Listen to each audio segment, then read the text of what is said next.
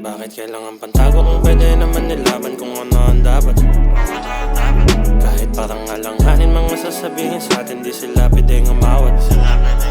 Tayo lang ang may alam na mga dapat para sa atin. Kaya pati pato sabi alanganin. Bakit kailangan pang tago kung pwede naman ilaban? Handa ka rin bang para sa akin lumaban?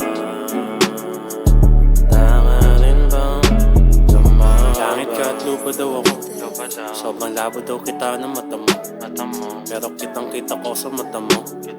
Di naman malabo mga mata mo. Calling for ya.